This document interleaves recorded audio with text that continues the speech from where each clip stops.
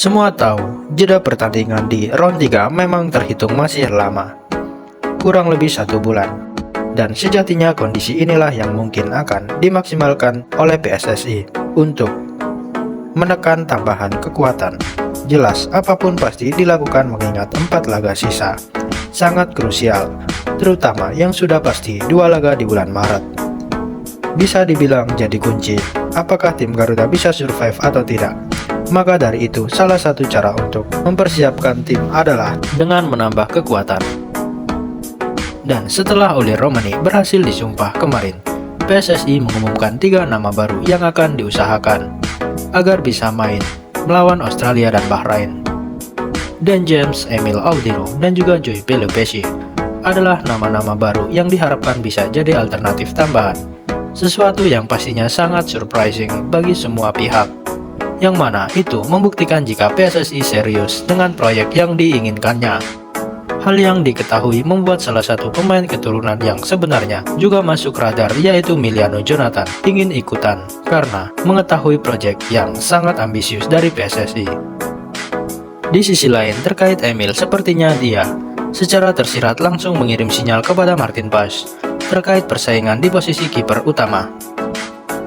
Harus diakui, dengan semakin naiknya atensi timnas Indonesia, maka semakin banyak pula pemain-pemain keturunan yang menyatakan siap bergabung.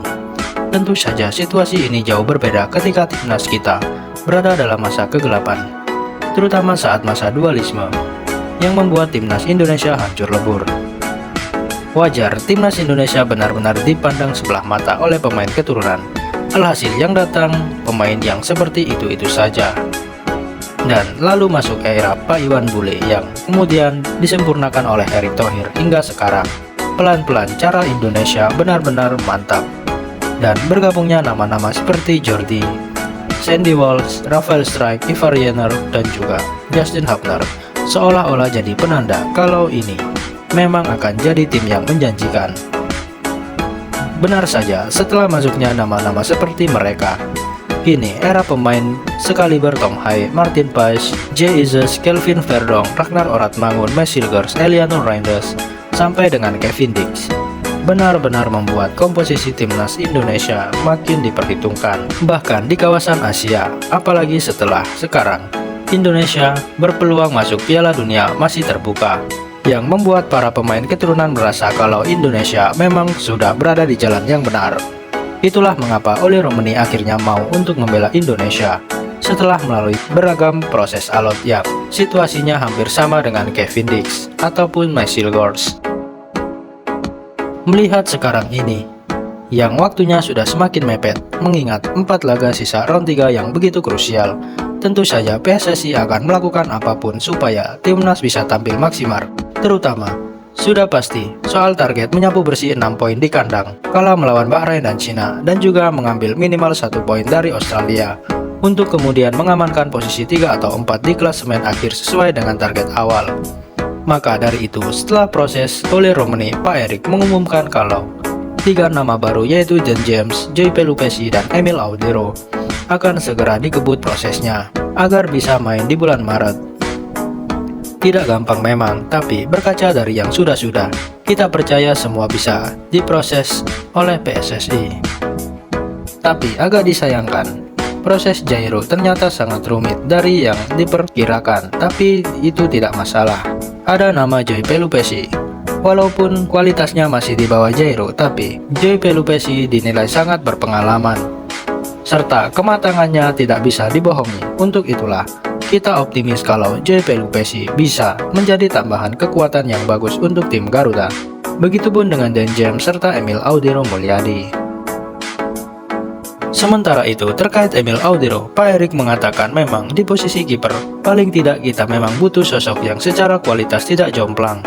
Karena dalam sepak bola segala hal bisa terjadi, seperti cedera, akumulasi, dan lain-lain.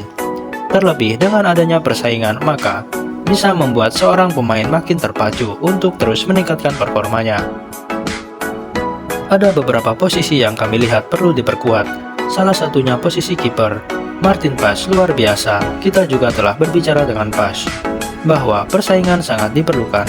Martin juga sangat welcome. Kita tahu sekarang dia pemain utama MLS Tetapi yang namanya risiko ada di sepak bola, yaitu cedera. Jadi harus perlu juga untuk posisi kiper, ucap Erick Thohir. Dikutip dari Kompas. Perihal Emil sedikit kita mengulas lagi.